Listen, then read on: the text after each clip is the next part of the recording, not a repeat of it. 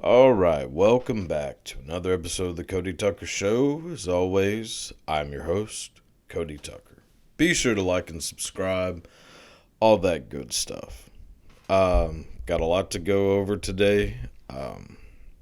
Quite a bit going on in the world of entertainment and news. And gonna cap things off with three pretty damn interesting stories that I hope you all like. So let's get this some bitch rolling. And the one and the two. So, let's see. First on the docket, today, the shooting of the Penguin series was shut down due to the writer's strike today. It seems even more likely that the Batman 2 will also be delayed due to the strike. Boy, oh boy, great news. I look. I hated that Batman movie so much, and I was pretty optimistic about it at first. I thought, I actually thought Robert Pattinson was a pretty damn good choice for Batman, which I know most people were, really shitting on that one. But I actually happen to think he's a very good actor. But god damn, what a boring fucking movie. And it's crazy, I was super pumped for this. And I'll even say maybe the first third of the movie was really good. The whole kind of David Finchery, Seven, kind of making the Riddler seem like a kind of fucked up serial killer. I loved it. I loved that section. And then, boy, did it go to shit. The whole introducing of the fucking, mafia side, which has always been, one of my least favorite things about Batman is the whole fucking, Falcone bullshit. And god damn, it just dropped off so bad. And, Colin Farrell's the Penguin's pretty goddamn good. And Zoe Kravitz as as Catwoman I thought great too. Boy, I was sitting there watching that, squirting all over myself. Just oh boy. But, that being said, I just, when people ask me, if I say I like or dislike a movie, and it's not even just movies, music, TV, books, whatever the hell it is. I have my kind of way of looking at it as far as whether I like something isn't necessarily based on genre, even though, favorite movie genres probably thriller, suspense, and horror. But I still there are rom-coms I like, there's westerns I like. Music, same thing. Favorite is always going to be metal. But I still love, Elton John and, ABBA and all kinds of other shit. I'll listen to, there's shit that I can find in almost any genre except maybe fucking country music, because, not a fan of that. But I don't necessarily stick to a genre and then hate everything else outside of it. How I decide whether I like something is very, very simple. Is it boring? Is this movie boring? Is this song boring me? Am I bored while I'm watching this TV show? If the answer is yes, then I don't like it. If I'm entertained, which that could be through fear, laughing, whatever it is, if something is keeping me entertained and enjoying it in some sort of emotional level, then I like it. That's it. I don't overthink it and overcomplicate it and try to limit it based on well, fuck, do other people like this? If they do, then I should like it. Or the opposite, like, oh, I don't like it because everybody else likes it. Fuck all that. It is based solely on when I'm watching this or listening to this or reading this. Am I entertained right now? This fucking Batman movie is a big old no. I was not at all entertained for the last fucking hour and a half of this movie. Like, I was just waiting for it to end. And, I mean, it's a shit movie. Like, how they make Batman is so fucking stupid. Like, having him, and then, you know, having him basically just be like a district manager of Hot Topic who happens to fight crime, but is just so torn about it. Like, fuck off, dude. Like, you're rich as shit, fucking badass at karate. You get to bang Zoe Kravitz. Like, you know, life could be worse, douchebag. And, you know, and then, god damn, the fucking music. Like, that song, Something in the Way, from Nirvana. Something in the way. Yeah. Like, just hearing that. Oh, I mean, there is no more boring song ever recorded than that song. And I happen to be a pretty big Nirvana fan, but it is my least favorite fucking Nirvana song. I mean, look, so if this writer's strike is keeping that shit from coming out, then keep on striking, boys and girls. I mean, don't just go after residuals. Fucking, you'll need to start trying to demand a chunk of the fucking companies. Like, keep this thing going for years. You mean to like, you're keeping Saturday Night Live, fucking Stephen Colbert's shit show, like, you're keeping all that off TV? Fuck yeah, keep going. And then now this Batman shit might not come out. Hey, I mean, this is y'all's Selma. Jesus Christ. It is, I mean, it is funny to see, like those late night shows have just gotten so bad. Like, speaking of Stephen Colbert, which I, again, was a huge fan of the Colbert Report. I thought the Colbert Report is one of the greatest shows, like, especially, like, at least comedy shows, like, to ever be on TV. I thought the Colbert Report was fucking incredible. I mean, I'm a pretty big Jon Stewart fan as well, but, man, I would watch the Colbert Report every day. And then now this late night show just sucks a fucking fat one. And, I mean, with the exception of, like, Letterman and Conan, they all kind of suck. Like, I've tried going back and watching Johnny Carson. Holy fuck, it is not good. I mean, I get Johnny Carson's like a legend, and, you know, respect that, I guess. But he's just, there's nothing funny about Johnny Carson. Like, yeah, some weird, wild stuff. Like, oh yes, today, oh God. I just, yeah, I've tried watching so much of it. I'm like, I don't get it. Maybe just different times, different sense of humor, whatever. But, I mean, grew up a huge David Letterman fan. Like, I would say that I have, you know, in my head, a certain kind of, like, Mount Rushmore, comedy-wise, of people who, like, I just idolized as a kid growing up. And Letterman, Howard Stern, Norm Macdonald, man, I can't think. Those are the main three that I was just fascinated by these dudes. Bill Maher actually maybe would probably be up there, but specifically Letterman and Stern. Like, I wanted to be Howard Stern so bad as a kid, which is probably apparent if you've listened to this. I don't know.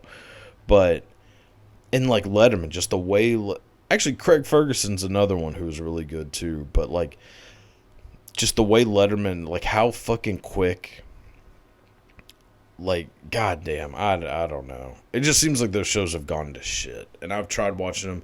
Jimmy, I can't get through 5 minutes of Jimmy Fallon. And the worst one ever is finally gone. Fucking James Corden. Holy shit, that show is bad. Like, I was reading the other day that show was costing like over $50 million a year to make. Which, oh my God. I mean, granted, I'm sure 45 million of that is going to the fucking Cinnabon budget. That fat pussy. Oh, fuck me. Like, it is. I mean, yeah, and it was losing. So it was costing like over 50. I think it was like 50 to 60 million a year is how much it was costing to produce it. And the show itself was losing like somewhere around $20 million a year, which I don't know how they like figure that, like how a show is losing money. I guess based on like viewership and advertising, but I mean, I don't know a fucking single person that watched that show. I mean, I guess it is entertaining to see fucking Madonna get peeled off of whatever, 19-year-old she's banging and get plopped in a car for them to fucking sing Like a Prayer. But yeah, I don't know. That waxy bitch, I don't know. I mean, thankfully the show's gone. I mean, TV in general, I think, is just kind of on the way out. Like, there's just so many other options that, to me, are just much, much more superior. I mean, especially with podcasting becoming just fucking massive. Like, who the hell wants to watch Jimmy Fallon, like, have a 3-minute conversation with, fucking Timothy Chalamet, and then have them fucking lip sync songs? Like, I don't know. Not too interested. So keep up the strike. Fucking demand everything you can get. Alright. Next story. Okay, holy shit. This is yeah. So, NBA Commissioner Adam Silver is assuming the worst as the league investigates Ja Morant, who was suspended from all team activities after he appeared to flash an alleged gun on Instagram Live. Man, look, I mean, I'm not necessarily like a pro-gun person. I'm not anti-gun. I am terrified of guns. Do not own one. So if you want to break into my house, you have a pretty good chance of, getting what you want. I don't necessarily understand the fascination with it, but I do think, fuck, if you can legally own one, why not? And technically what Ja Morant did. So if you don't know, Ja Morant was a couple months ago got into some heat for, I believe, flashing a gun at a strip club, which, when you're out with the boys, you're out with the boys. If a gun comes out, a gun comes out. That's, it's the casualty of war when you're at a strip club. And NBA pretty much was like, hey, don't fucking ever do this again. And he, according to like his statement, well, sure, I'll never do this again. I would never make that dumb of a decision again. I respect the NBA. I respect, what it's given me, blah, blah, blah. And now he fucking did it again. But what's crazy is that, if you watch the video, the Instagram Live, which fucking, put the phones away, is a great rule of thumb when you're famous. If you are a famous person who's already kind of in hot water, there should be a no cell phone allowed policy. Like when you're around this person. But if you watch it, I mean, he's just sitting in a car, I believe his car, waving a gun around, listening to music. Now, is it the smartest thing to do? No. But is it illegal? No. I mean, he didn't commit a crime, per se, But, if the NBA, the league that is giving you millions of dollars, and I think he's losing a fuckload of money from this, but if you're getting millions of dollars and all you have to do is not wave a gun around. Dude, if somebody told me, they say, hey, fat ass, if you, we will give you $10 million this year if you can go an entire year without smoking a cigarette. I would flush my packs down the toilet within a second. I'd be like, yeah, cigarettes done. I mean, I would change my life. I mean, I'd lose 100 pounds in a year. I would starve myself if it meant that I was going to get 10 million. And I believe he's losing a hell of a lot more than 10 million. So for him to not be able to just stop fucking doing that is wild to me. Which, granted, he does play for the Memphis Grizzlies, and waving a gun around is basically how you say hello in Memphis. Which, if you've ever been to Memphis, whoo, boy, oh boy, is that a fucking terrifying place. Amazing food, but god damn, it is a potential danger zone around every corner. So, I don't know, man. It's like you would think that he would just, god damn, you got to have better people around you. And also, I think it's a wee bit overboard myself, because I find it hard to believe, and I'm not trying to make it necessarily a race thing, but I do find it a little hard to believe that if this was, man, I'm trying to think of a white NBA player who isn't Eastern European. The options are limited.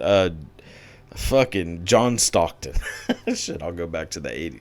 If John Stockton was playing in today's NBA and he posted a video of him and the boys, all camoed up for a deer hunt, fucking soaked in deer piss, with a nice fucking 8-point strapped to the bed of his truck, holding the rifles, would he be getting this kind of heat? I have a hard time believing that he would. Now, whether that's a race thing of seeing a white person hunting versus seeing a young black man waving a gun around, does it make the old white people in charge a wee bit more uncomfortable for one than the other? I mean, it's hard not to think that has something to do with it. But irregardless, man, stop. I mean, it'd be, to me, it'd be a hell of a lot different if Ja Morant was had a dude on his knees behind a 7-Eleven with a gun in his mouth, like fucking Tyler Durden. It'd be then, all right, maybe a suspension will do. But I mean, just waving a gun around and being a fucking jackass is not, it's not a crime. But, you live and learn, I guess. All right, let's see. Next topic. All right, so this one has gotten me pretty riled up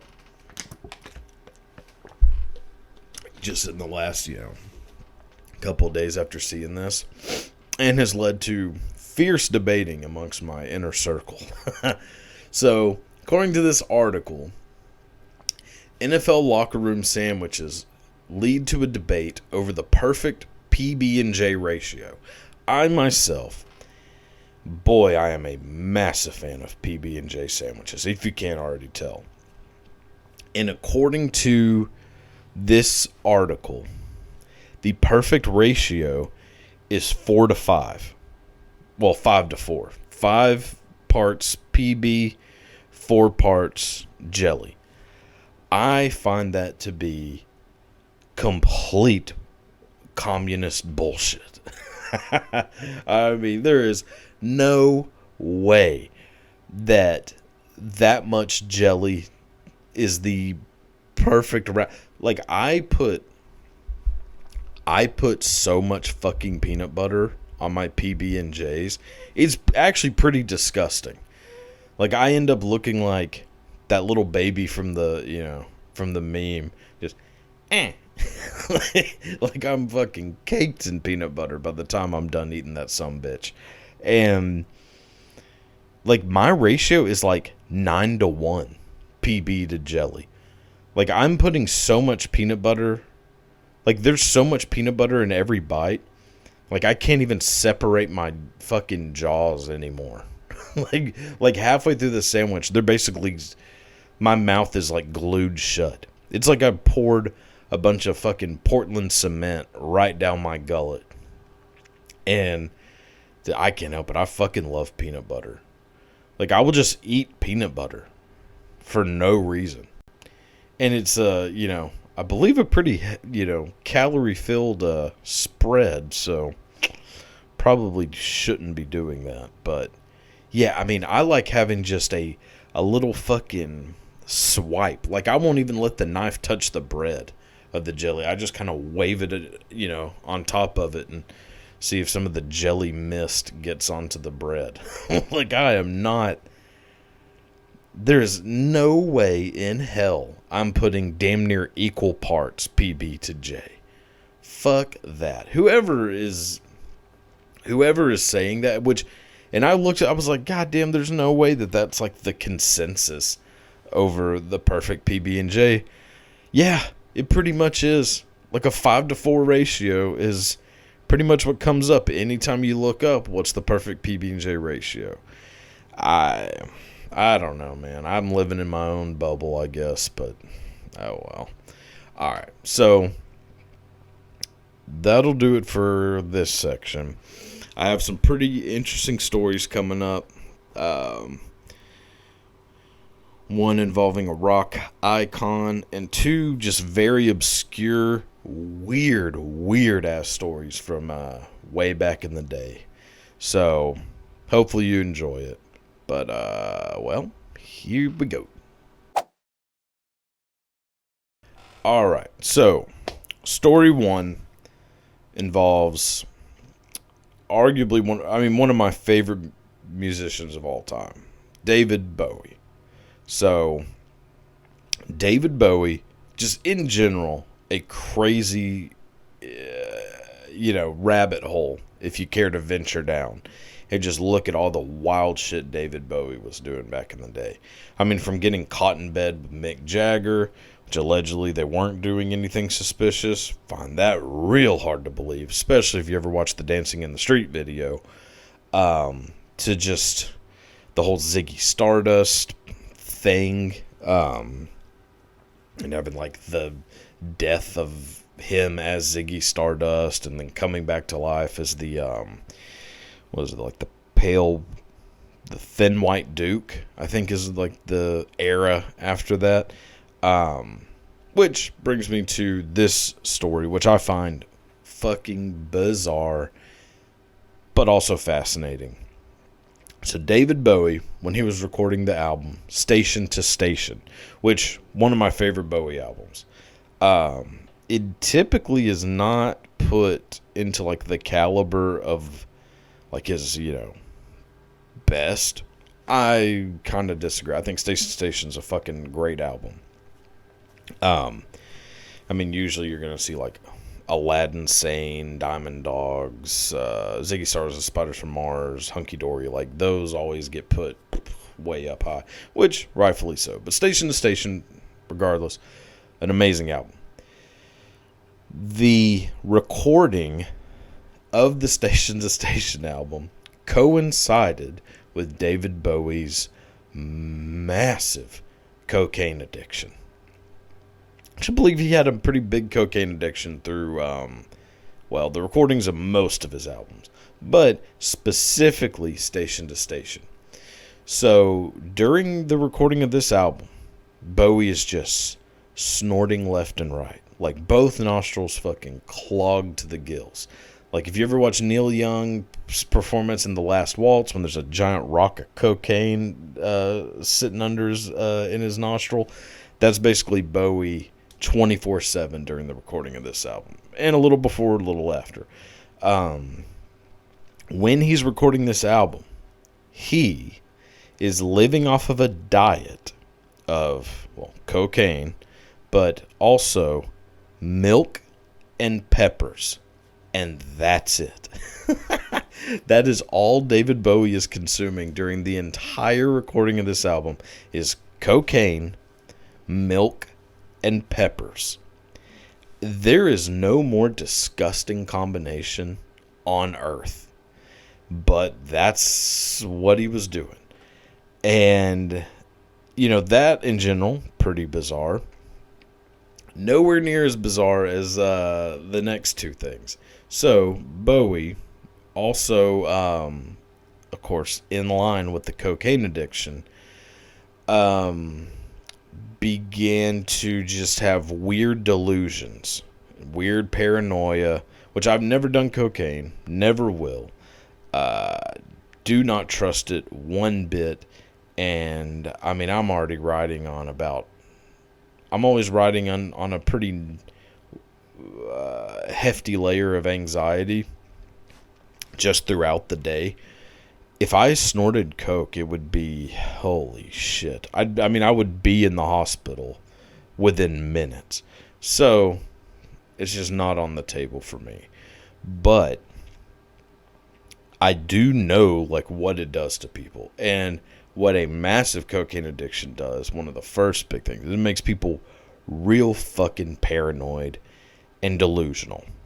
Well, how that manifested for old Bowie was he believed that his swimming pool had become possessed by a demonic force or a demonic entity, and even went as far as to have his swimming pool exorcised of all demons that may be living in said swimming pool.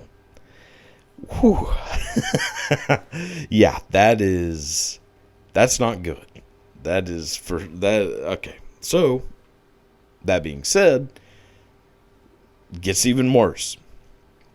So his paranoia and at this time very odd fascination with the occult also manifested itself in his believing that he was being targeted by a coven of witches, and that these witches were out to fuck him up in some way, whether it's kill him, put a curse on him, put a hex on him, cast spells against him, whatever it is.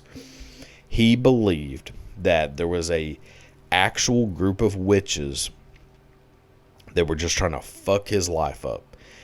And how he believed they were doing it is he believed they were stealing his urine. And and apparently using his piss for their spells. And so the way to counteract that was to piss in mason jars and just keep them in his refrigerator so that these witches could not get to his coveted piss. That's real. That is a real story of David Bowie.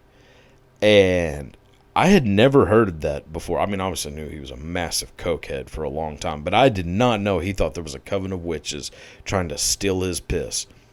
Apparently there was. He claims that he does not remember any of this happening. That he does not remember making the album. He doesn't remember any of it. That he was... So Bowie was so fucked up on coke that he doesn't remember a single minute of this. Which, I mean, was probably for the better. I mean, if I was, hoarding my piss in the fridge, I'd probably want to forget it too. But yeah. So there's Bowie recording the Station to Station album. A wild story. Next, going back in time a wee bit to mid-1700s United Kingdom and a woman named Mary Toft. So Mary Toft was just a real fucking charlatan scumbag. And how she, pulled the wool over the eyes of the people of England is Mary Toft convinced pretty much everyone that she had given birth to live rabbits. Like hold on. Fuck me. Oh, goddamn. Aneurysm. Okay, anyways. No? Okay. There we go. So, Mary Toft had convinced pretty much everyone that she had given birth to, like I said, live rabbits. And you would think, in our 2023 minds, well, that's complete bullshit. There's no way anyone would believe that a human being was giving birth to any animal, let alone rabbits. If you thought that to be the case in the mid-1700s, you would be real fucking wrong. As apparently, everyone back then was just real goddamn stupid.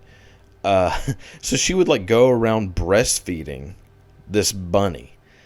And people were like, God damn, she might have given birth to a rabbit. Which really raises a lot of questions. Knowing how reproduction works. You need two to tango. So at some point, this bitch was fucking a rabbit. It doesn't seem that anyone ever had that thought cross their mind. It was more just, wow, this is a fucking miracle. Praise be to Hosanna. Mary Toft has shit out a rabbit. This got the attention of the King of England at the time, who was a wee bit skeptical that this woman had actually given birth to a rabbit, and had a bunch of doctors examine her to find out, what the fuck is going on inside of that birth canal?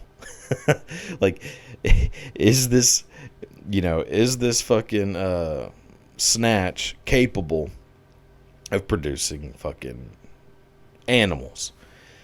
Well, they go to examine her, and I wrote this is fucking wild. So when the doctors go to examine her, she gives birth, aka shoots out of her vag, a pig bladder, a rabbit's head, cat paws, and the spine of an eel. All of those things get pulled out of her vagina. Which, hell of a fucking, bachelor party trick. I mean, fuck shooting ping pong balls out of that thing. I mean, if I was at a bachelor party and some chick shot a fucking pig bladder at me, or a cat's head, oh my God, it'd be the fucking greatest day of my life.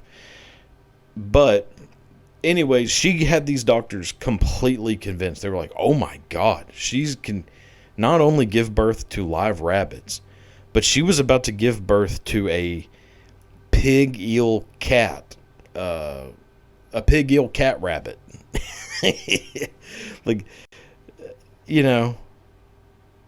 Again, people in the mid 1700s, not the smartest group of people in the world.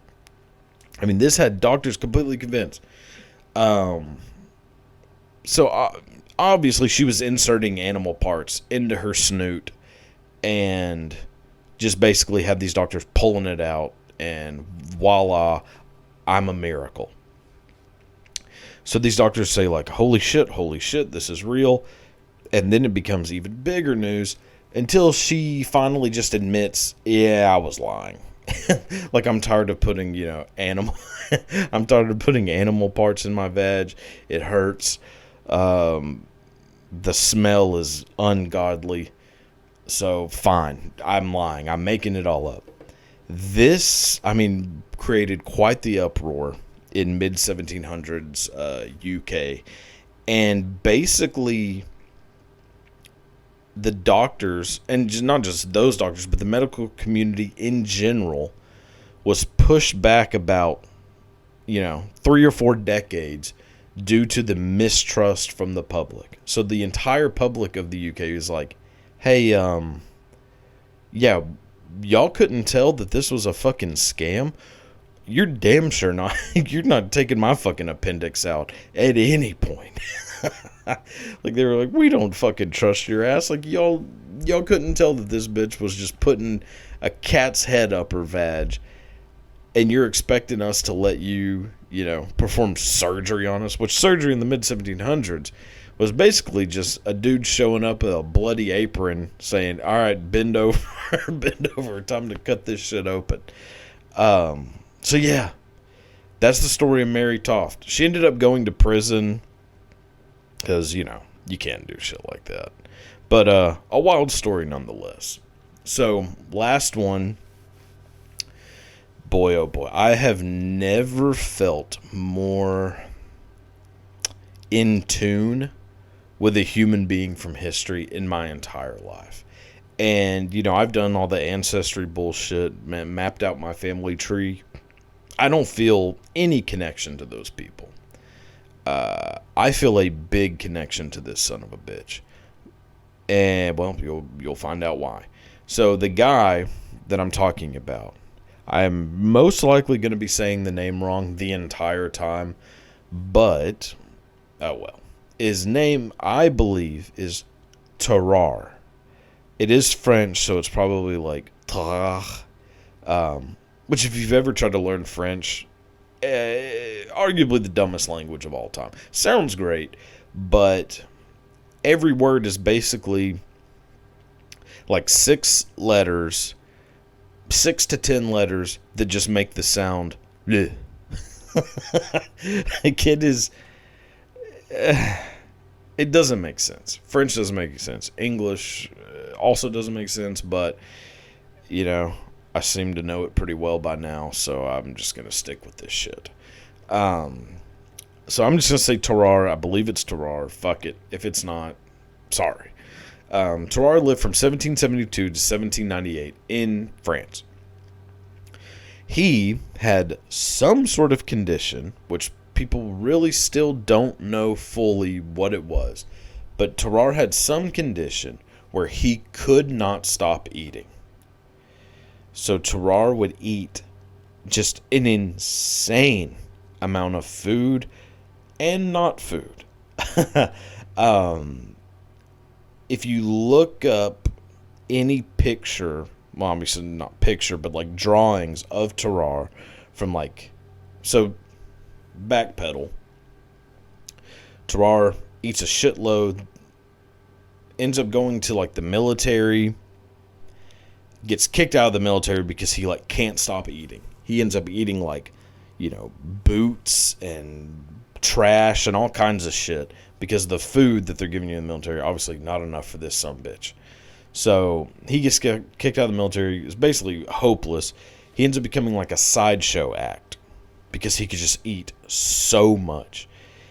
And if you see any drawings of Terrar, he is just this great big old fat fuck. Not unlike myself. However, Terrar was only 100 pounds. He did not look the way he looked on those drawings. Terrar was a skinny, tiny little bastard. Which, really nothing will piss you off more than seeing a skinny person who can eat just nonstop. And I know a few people who are like this. If I sniff a salad, I'm gaining 5 pounds. And these fuckers would just sit around eating fucking pizza and cake 24/7. And yeah, might gain half a pound. Anyways, so Terrar becomes a sideshow act and is just eating whatever the fuck people give him. Ends up eating just disgusting shit like live cats, live eels, live snakes. So they would just basically throw live animals at him and he would eat them. 100% of these animals down the gullet. He would eat trash, just inedible shit. Trying to think, what was some of this shit? I know, like, the animals, like, live animals, fucking wild. But, like, rubber, leather, just anything people threw at him down the hatch. Like, he just could not fill full no matter what. He ended up getting put into the hospital, obviously. When he was in the hospital, if you've ever been to the hospital, food is dog shit. Now imagine what the food is like in the 1700s in a hospital. So Terrar's like, fuck this. I need something to eat, goddammit. So he sneaks out of his room, finds the hospital's morgue. Terrar goes to the morgue, gets a body, and eats it. So Terrar ate an entire human corpse. And yeah, that didn't go over too well. So Terrar is now becoming more of a menace than a, celebrated sideshow attraction. This culminates with Terrar. This is not something that's been 100% proven, but it's pretty likely. Terrar ended up eating a live human baby. And that's when the people of France were like, we've had it. like, hey, asshole, it was all cute when you were eating live kittens and shit, but you just ate a living human being. Time for you to go. And so Terrar ends up basically getting ran out. Like, people were like, no, fuck all of this. He gets busted for eating a human being, a live baby, which again, they don't have necessarily proof that he ate a live baby, but they're all pretty damn sure that he did. And he ends up just kind of living the rest of his life, which he did not live very long, but lived the rest of his life pretty much in utter ridicule. Ended up, I believe, eating a fork, and the fork cut his stomach, and he died. I believe that's how he died. I do know that when they cut him open, because as soon as he died, they were like, we got to find out what the fuck was going on in this sumbitch's stomach. Like, how was this even possible that he could eat so much? And according to, the stories, when he would eat all this shit, his stomach would just grow, and distend, just massive, just a huge fucking pregnant with, quintuplets belly, and, eventually pass everything and be back to normal. But whenever they did cut him open and look at his stomach, apparently it was just caked in ulcers, which if you've ever had a stomach ulcer, which I have, god damn, it could be one of the single worst feelings ever. And this dude had him just caked across his entire stomach. Coupled with the fact that, for whatever reason, which most likely had to do with the same condition that made it to where he would just eat so much and, not gain weight or ever feel satiated, he also apparently smelled like absolute dog shit 24/7. And this is coming from people who lived at a time where human feces was caked on their ass 24/7. I mean, there was no Irish Spring back in those days. Like, if you ever took a bath, it was, basically at the first of the month. And also you're dumping human shit out the window onto the cobblestone streets. And that's like the normal way to take care of your doo-doo. And to a group of people who lived in those conditions, they all claimed that Terrar just smelled real fucking bad. Which, damn, I mean, it must have been fucking rancid for those people to, say that about him. But, rest in peace, Terrar. We'll miss you. I mean, he very well is my spirit animal. Other than the live animals and live babies or dead bodies. But yeah, incredible stories from History. Hope you enjoyed them.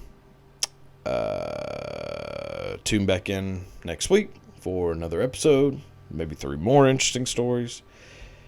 Share with a friend, all that good stuff. Well, until then, sayonara, arrivederci, goodbye.